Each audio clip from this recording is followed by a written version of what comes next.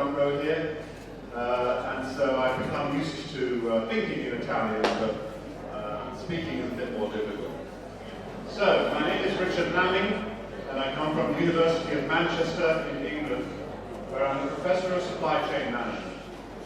I have had a great pleasure in being associated with my colleagues here in Napoli for a long time, and in fact the first time that I stood in this building, most people in this room were not born. 1984. So, I feel at home here. Now, my job this afternoon is to be a little bit provocative. Okay? I will say some things that you will find surprising. This is not to be entertaining or amusing. Everything I will show you, I believe very firmly, very seriously, is going on. I think we are at a point of transformation in the way the world works. And I think that's a very serious transformation. And for you, as you develop your careers and your lives, and indeed those of us who are slightly older, as we enjoy our old age, these things will be very important to address. I see them as features of supply chain management. And so I will put them on my presentation as the imperatives, the things that supply chain managers and companies in supply chains will have to be able to deal with in the future, problems to solve. Some of them very big problems. They apply to small companies as much as to large companies. They apply to manufacturing, to service, to public procurement. So I hope you'll find them interesting, and I hope you will enjoy. If I speak too quickly, my colleagues here will slow me down. Okay? Your responsibility this afternoon, and over here as well. So,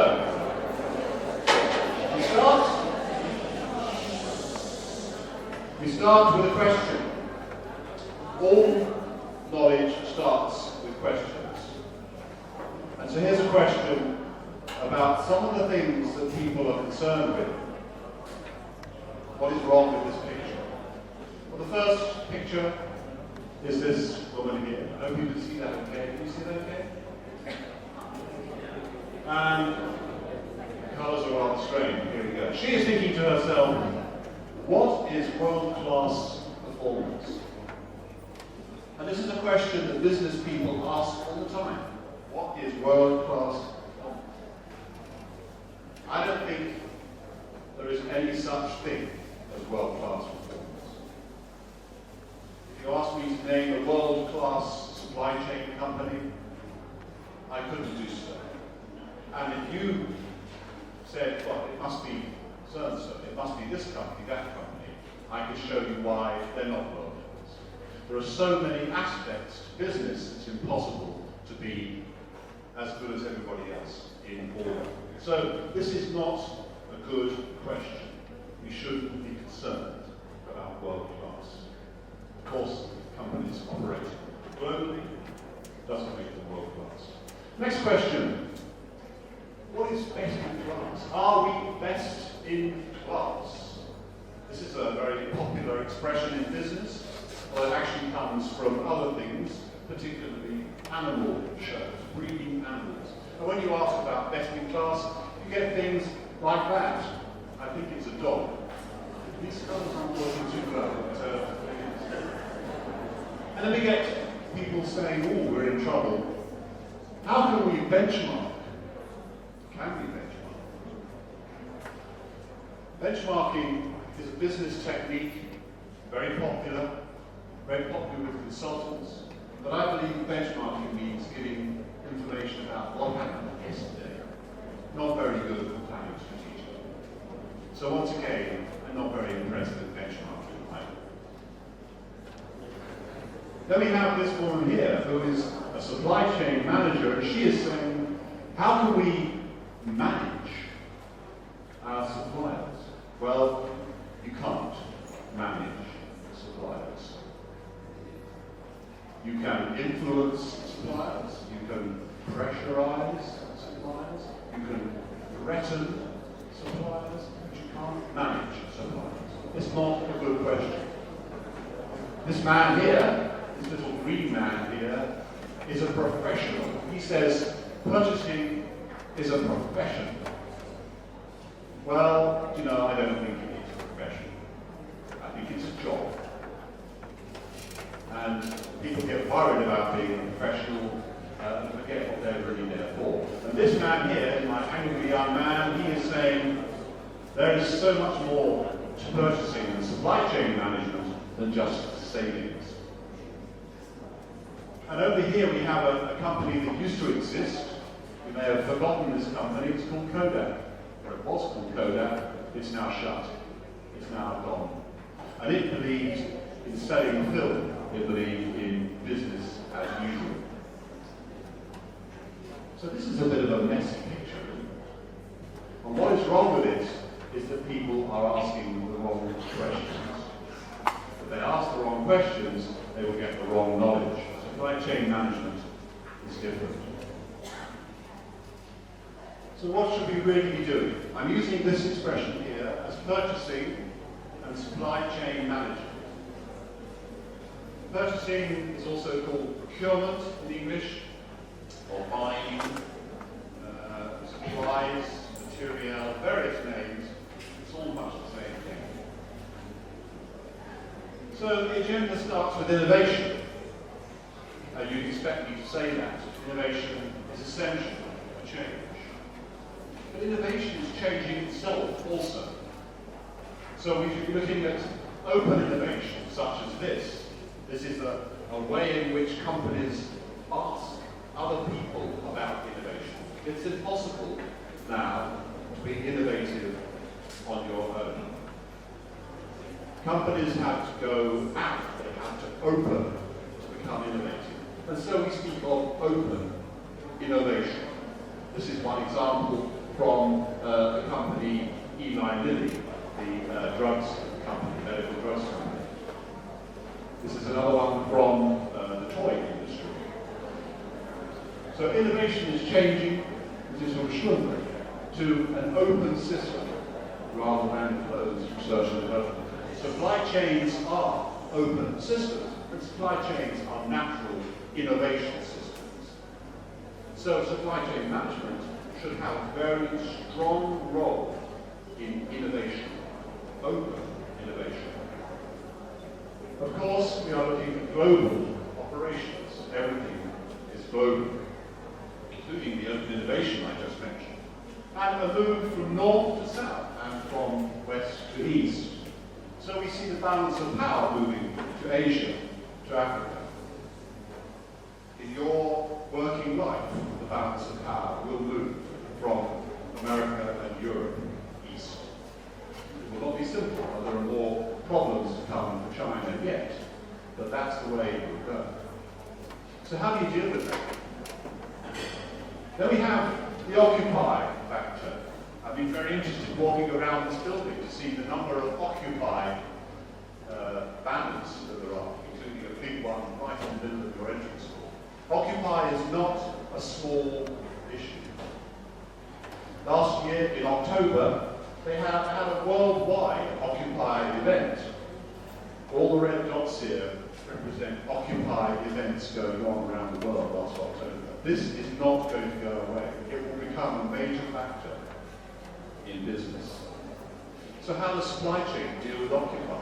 Occupy is about accountability and responsibility, about taking out old ideas. Supply chains are vital in that. And the face of Occupy is the face we expect to see. The face of 2012 is not this guy. You probably don't even know who that guy is. His name is Mitt Romney. He just might be the next American president. That's also not him. The face of this year is these guys. This is not him.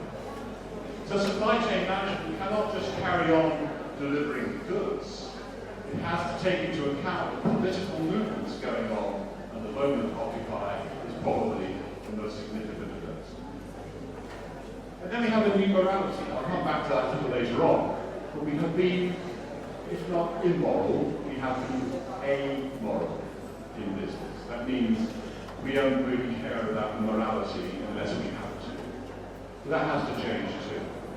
And sustainable business, keeping business sustainable, not just carbon and climate change, but actually sustainability properly, maintaining supply.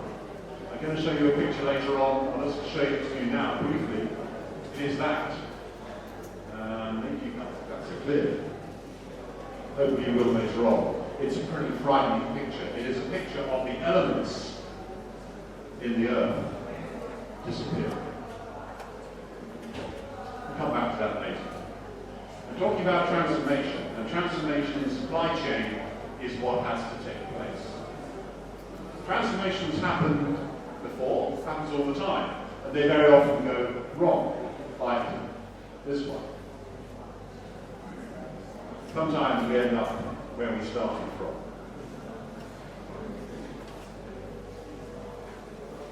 So, purchasing and supply management, I'm going to suggest to you as a technology.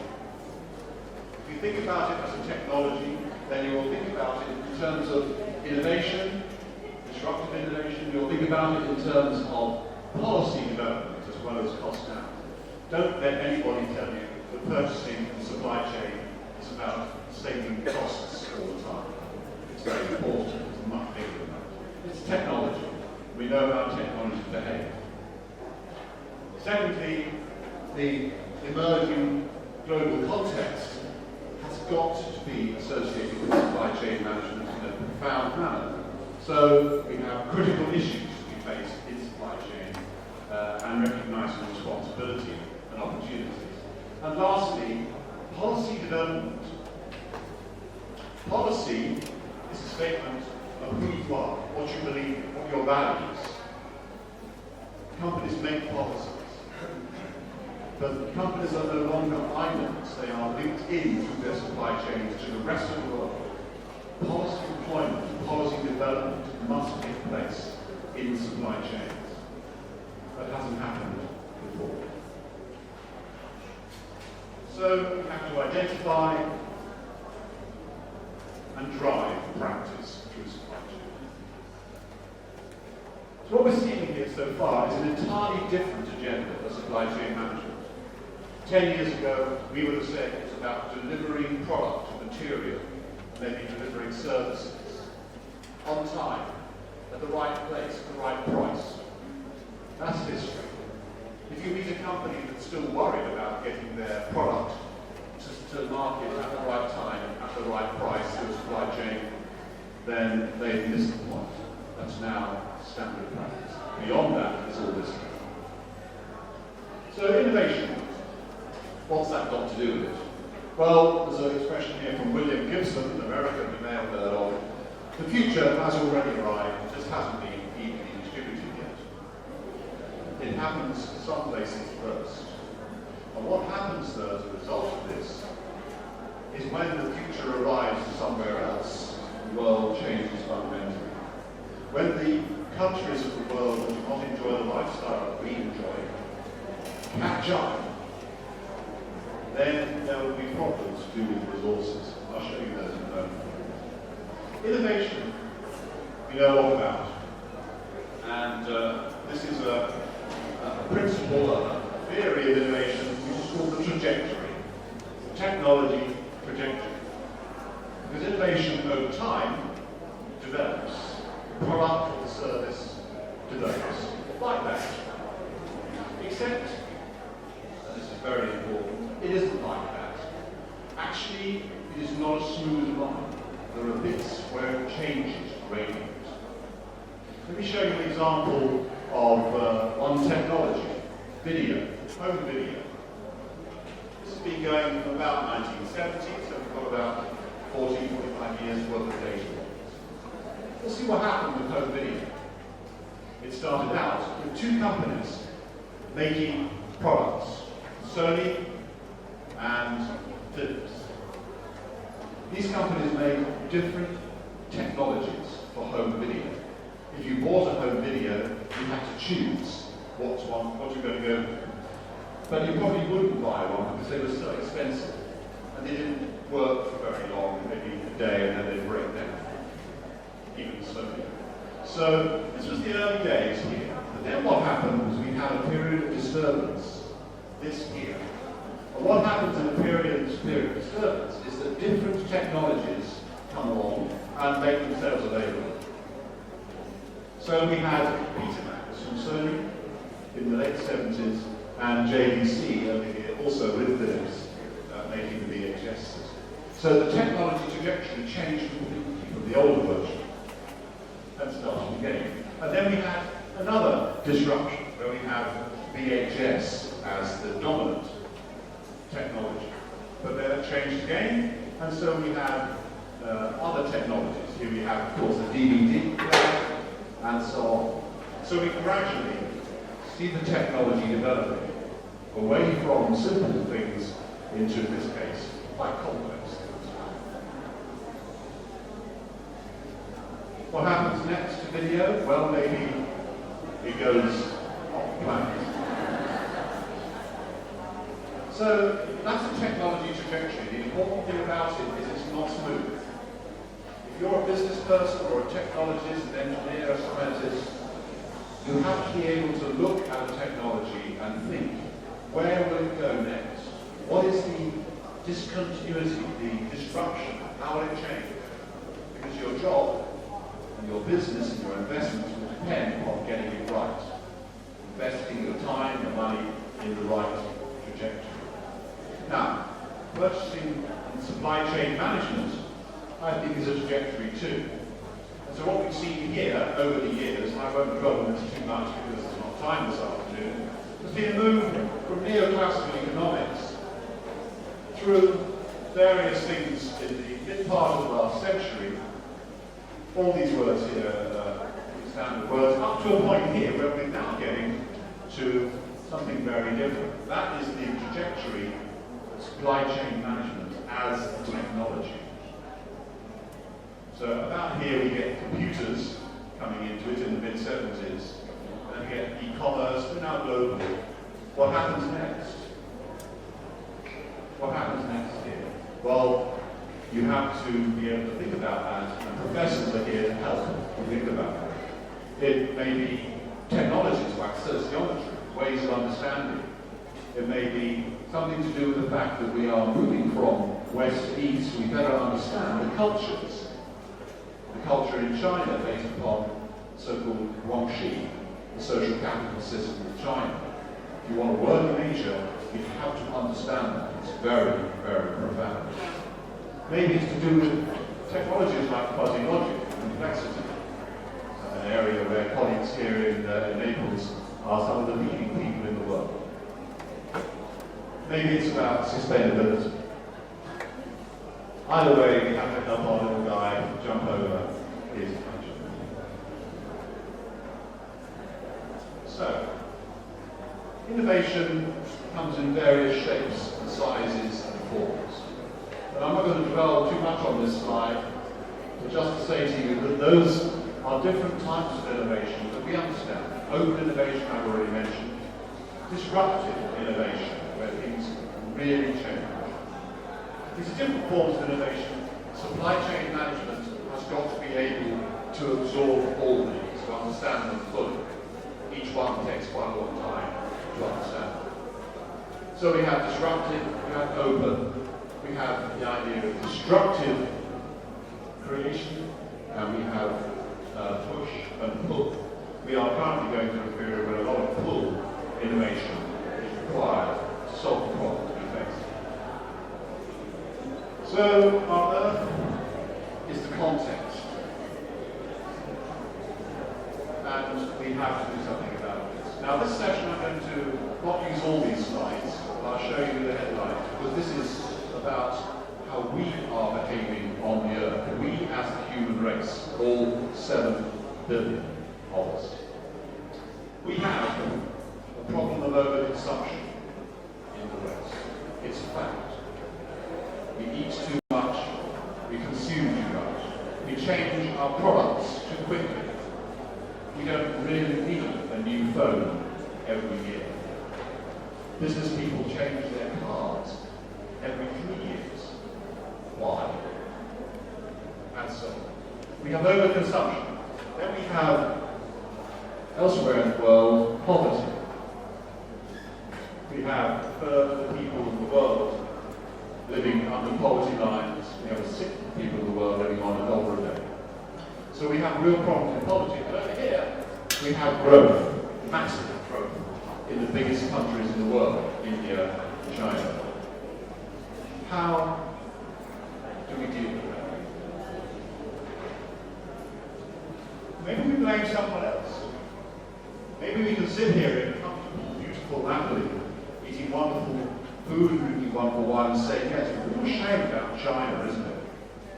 Or a real shame about floods in Thailand. But look at this story.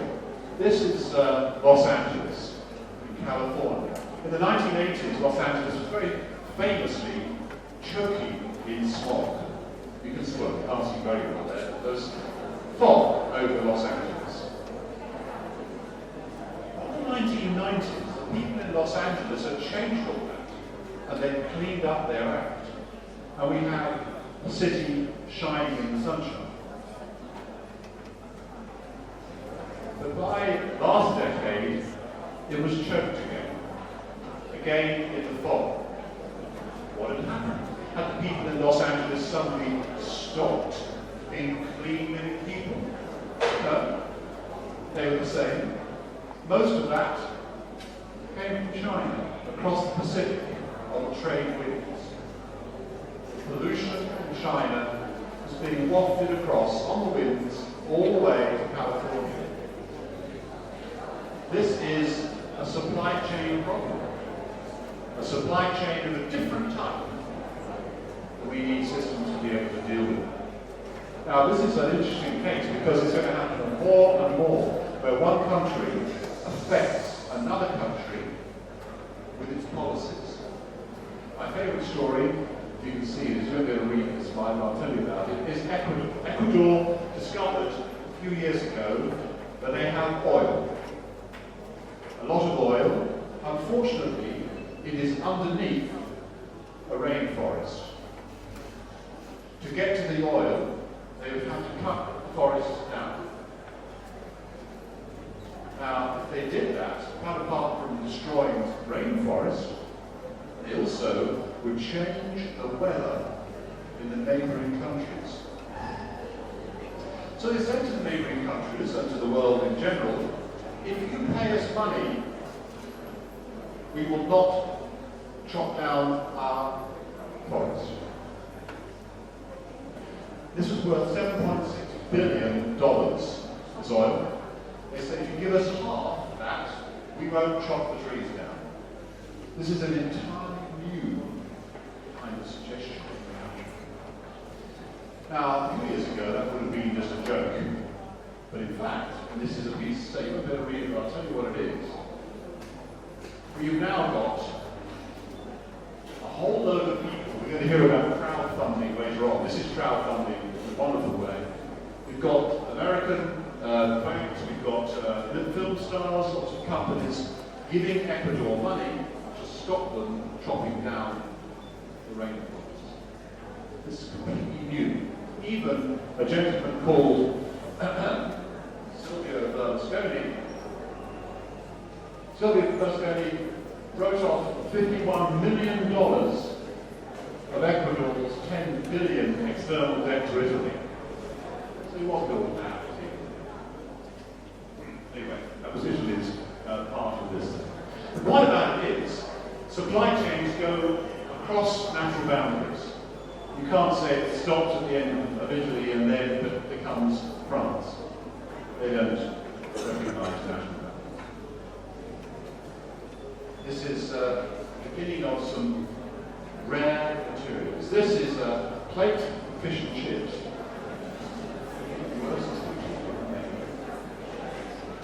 Fish is a thing we all eat. If we teach a man to fish, we will feed him for life. Or perhaps if we teach him to fish, he will greedily exploit the fish stocks and then starve. Here's a picture of the North Atlantic in 1900. You can see America over here. Here is Great Britain, here's Spain, France, Greenland, and so on. Down here to Florida. The red bits are 11 tons of fish per square kilometre. A lot of fish. 11 tons down to 7, 6, 5, and so on. This is 100 years ago. Look at it now. It's all gone. We have taken the fish out of the North Atlantic. And that sort of picture is everywhere. Supply chains cannot carry on taking the resources in this way. Here's an example of a different kind of resource. Copper. This is our current situation, of course, the recession. How's copper doing in there? Well, business as usual, remember, Kodak is not sustainable. Copper is going. Here's the price of copper. This is back in 2008. You can see, you can't read the numbers there, but down here, and this is how it's developed over that time. So copper has doubled in price over that period of 3 or 4 years. But you might say, well, prices go up and down all the time. What's the problem? Well, the problem is it isn't going to come down again. Here is the price of copper over a longer period, back to 1960. And as you can see, it is entirely different now. Copper is becoming a rare substance. You can't live without copper. It's the one thing we can rely on to transmit electricity efficiently. So, we have a problem. You'd expect me to talk about these, but I won't do very much. But here we have some tigers. We can say there were 100,000 of these 100 years ago. There are 3,000 now. In fact, there are 5,000 in zoos in captivity. But that's my point. I'm talking here about endangered elements. Because we are taking out of the earth more than we can expect it to give us. This chap here, Michael Hicks, read that or not. This is the periodic table of the elements on the Earth's crust, and I assume you recognize this. What this guy has done is to show that actually some of these elements here, let me show you a bigger picture there, we're going to lose. We're going to lose them quite soon. And these are elements such as that. Within your working life, there may no longer be availability of gold, silver, of lithium, of chrome, of zinc, copper, because we're using them up faster than the Earth can give them to us. This is a supply chain problem. So those go. The question is, where do you start to worry? If I told you that silver will not be available within the next 100 years, when do you start worrying? Where is your horizon? One example here is neodymium and dysprosium, elements that are essential for us to work with machines that work at near absolute zero, 3 Kelvin. These are so-called rare earths. They are controlled entirely by China. They go into things such as the body scanners in hospitals like this. This is a picture of dysprosium. They go into headphones like that. This young lady is controlling a washing machine through her tongue. What headphones do that? The point about this is that it is reckoned that by 2015, demand for dysprosium and neodymium will far exceed the availability. So if you're involved in a company that requires these things, you're in big trouble. This is a list of the elements with their risk attached. Copper is down here. It's still pretty risky. But look at this. This is the parts per million, the abundance of a material in the Earth's crust. aluminium up here, 84,000 parts per million. That's the availability of aluminium in the Earth's crust, 84,000 parts per million. Copper, down here, is 27. Aluminium, 84,000 parts per million. Copper, 27 parts. So you see, we are reaching a point when resources are going to be very, very scarce. Now, this part I'll move fairly swiftly, but it's worth remembering some of the key names here. This is the World Wildlife Fund for Nature report called the Living Planet Report. It comes out every 2 years. You can just Google this and get it for free off the web. The new one comes out this October. Every 2 years they bring it out. It measures how much we're taking out of the Earth. So it looks at the area of the Earth required to supply and dispose of all materials, and it compares that with the total area that the human race uses. If this is greater than 1, there is a problem. Well, it passed 1 before you were born. We are now up to 1.5 planets. That means that the human race is taking out of the planet every year 1.5 planets worth of materials. It's quite hard to get your brain around that, isn't it? But it basically says that we are using up our savings. So we have not 1 planet, but 1.5, except of course we don't. This is a measurable scientific figure, and it's a big work. On this slide we have too much information for this afternoon. But just remember that at the moment, if you divide the population of the Earth, which in 2005 was 6.5 billion, into the size of the Earth, we've each got about 2 hectares per person. And this provides everything we need, about 3 football pitches. But as the population of the Earth increases from 6.5 to 9, we're going to get to a point when we only have 2. So we lose part of the space we are using up more. This is from that report. We can see here that the capacity of the Earth, planet Earth, is going down because we are cutting down rainforests principally and using up materials from the mine. Our capacity, our footprint, our demand is going up to 1.5 planets. So currently we are on 2.1, gone down to 1.8 global hectares per person in Spain.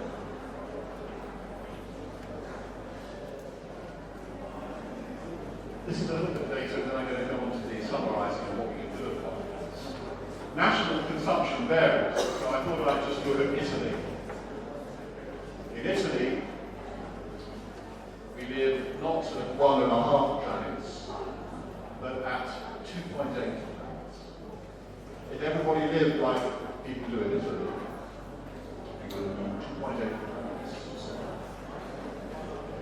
Don't worry, the United Kingdom is just behind you at 2.7 planets. So I'll just out you. The point here is that what are we going to do this? This is the national picture. Here's Italy here, 2.8 planets. UK at 2.7 planets. This is the population, how much we use, and then the equivalent number of planet Earths. 2010 to 2007 data. Denmark is pretty bad. America pretty bad. The UAE, Dubai, and Abu Dhabi and so on, 6 planets. The other side of the scale, though, of course, is Africa, where people are living well below 1 planet here in some of these countries. But China and India, of course, are the key ones. China increased from 1 to 1.2 planets 5 years ago. India increased from 0.4 to 0.5, see the problem. As the big companies come up to speed, resources will go. So, what can we do about it? What can supply chain do about it? How can we influence supply chain management to address this problem? Those are the consumption rates around the world. These data are not publicly available. I have to from the Worldwide Fund.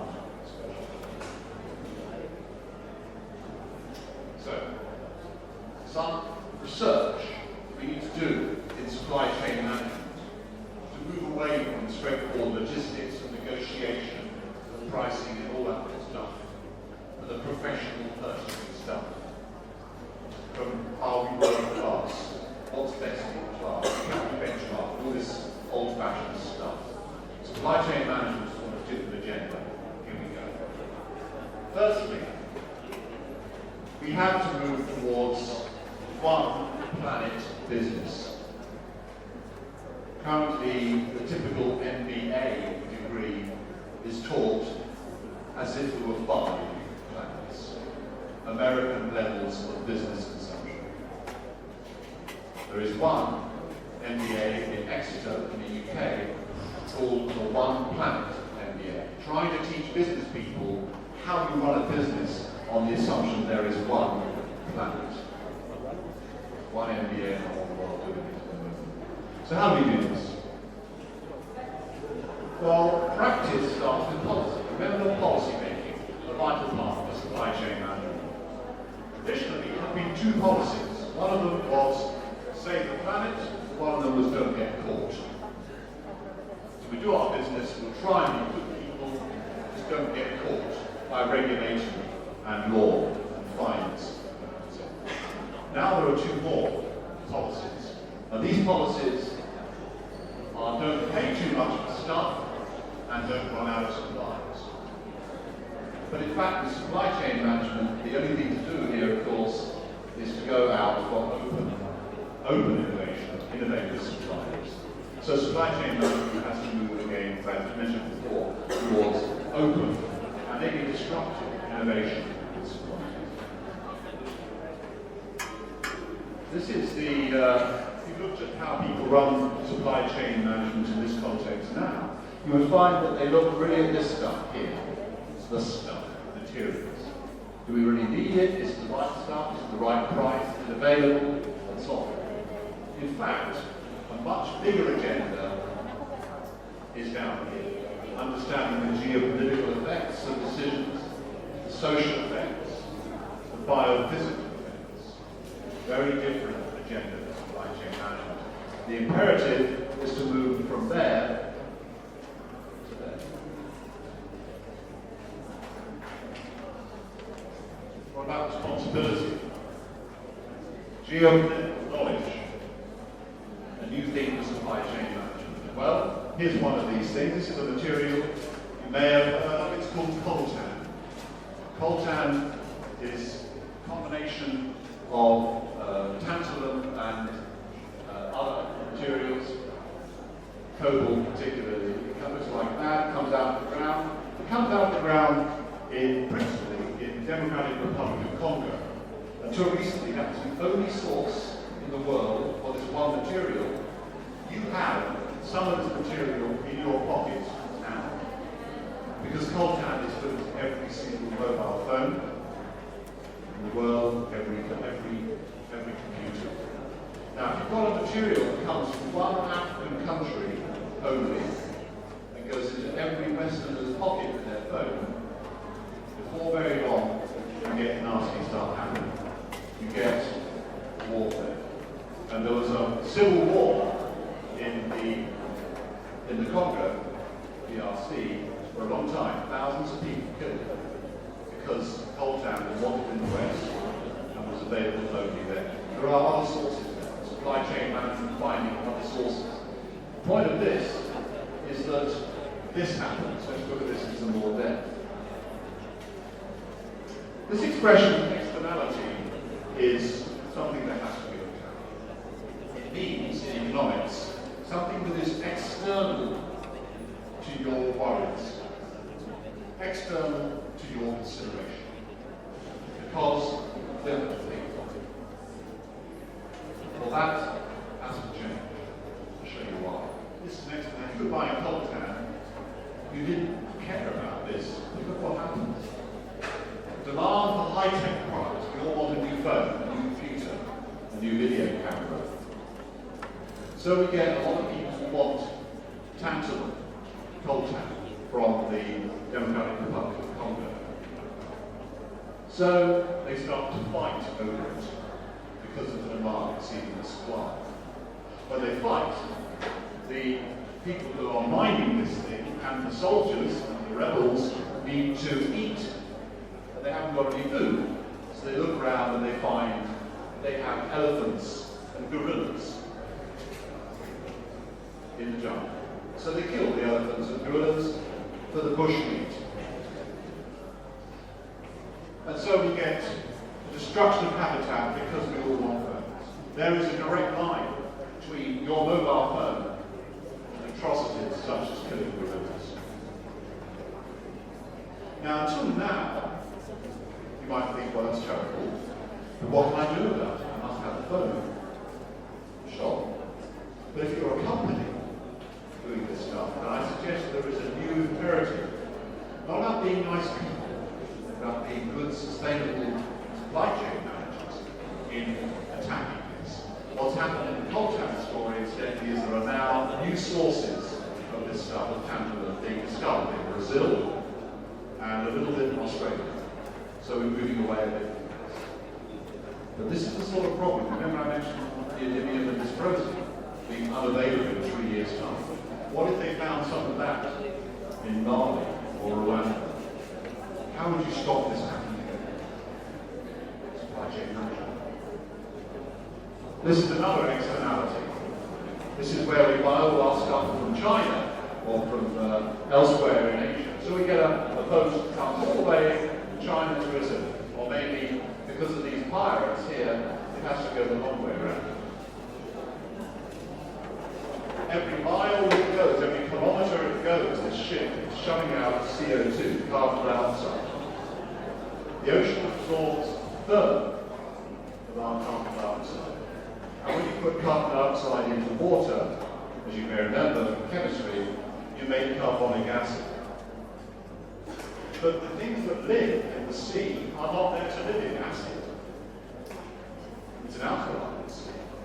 And as we change the pH of the sea by putting acid into it, through the carbon that goes from the ships, then we kill fish.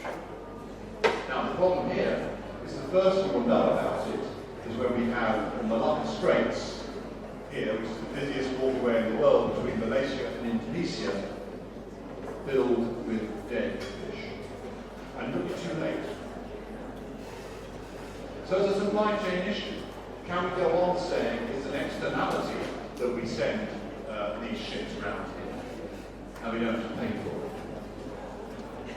Big issues. This is a slightly lighter one. We live in a society where we throw things away. We are the only species in the world that throws things away. Away is away. So there are ways of getting around this. This is a big company called Caterpillar. They make massive grade trucks.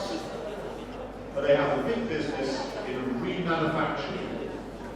No time this afternoon to go into detail about this, but it's possible to take a product, remanufacture it, and resell it, rather than throw the old one away or recycle it. Same thing happens with photocopiers. Here's a Xerox, well-known manufacturing principle, remanufacturing process, where the photocopier is dismantled and then new parts added, rebuilt, sold as a remanufactured product.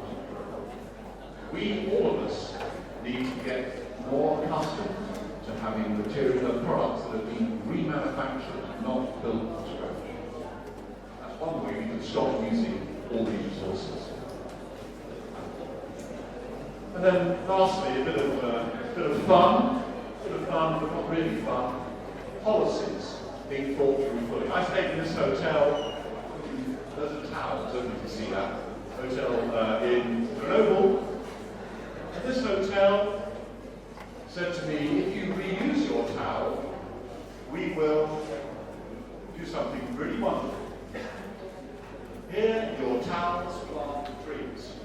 So, if you reuse your towel, for every 5 reused towels, rather than having them washed, we will plant a tree. That's a fantastic policy.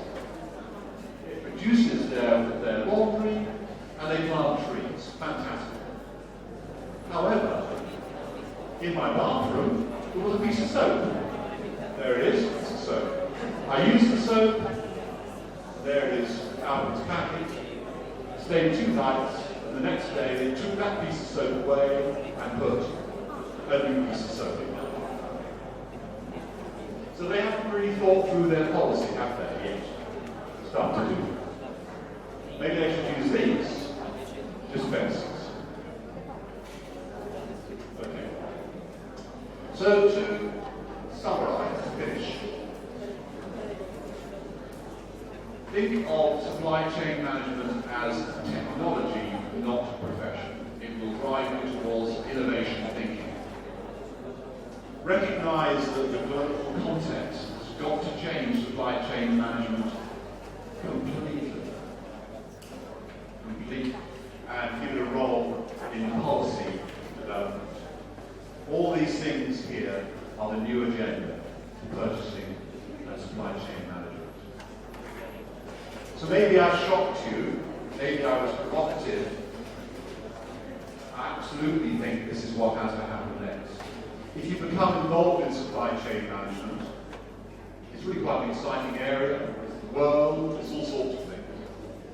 But it will be a really, really important and complex career as you go forward. This is all going to happen quite soon in your working careers. So we all have to do something about it. That is what I think